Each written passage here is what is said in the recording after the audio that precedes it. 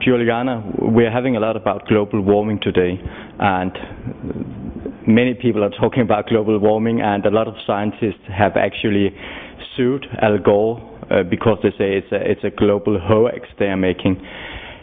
What do you believe about global warming? What is really happening? Well, we have first to realize that global warming is occurring in the entire solar system, so it cannot be human-made. It's not the carbon dioxide is not the cause. The global warming is an effect, in my view, of an extraordinary process, nuclear process, that is occurring all over the normal matter composing the entire universe, that is changing very, very quickly. And this process is not the end. Is a very deep process which affects essentially our ways of perceiving. And it also affects the environment, obviously, but it's not only melting the ice, it's melting the atomic nucleus, and so changing the structure of nuclear matter and making what we call an alchemy, an organic alchemy that is fusing worlds, make us perceive invisible worlds, and make us realize that the values on which this old world is based are all false. So global warming is not a treaty. It's not is a fact that we have not to fear. It's an effect that to which we can contribute, changing ourselves, feeling the truth within, and listening to it. The truth is the global warming is made, in my view, by an extraordinary force that is life, and is not the end, but is the beginning, rather the beginning of a new perception, a new human perception, and then of a new world, aware that energy limits do not exist, time limits do not exist, and we can live in a sage, just, and prosperous world.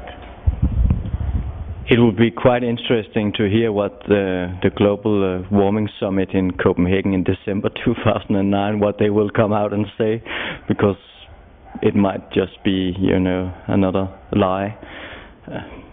The typical way. But it is evident to many scientists now that global warming is not due to greenhouse gases. So they don't know that it's a nuclear effect, because the scientist's mentality, the scientist's mind, doesn't think to a change of nuclear matter, because they are educated to believe that nuclear matter cannot change. Also, they perfectly know that nuclear matter changes, but this is an effect that has no precedent at so global level, but it has a lot of precedent. Historical masters like Jesus Christ before him and also after him made the process has been called the resurrection of the body.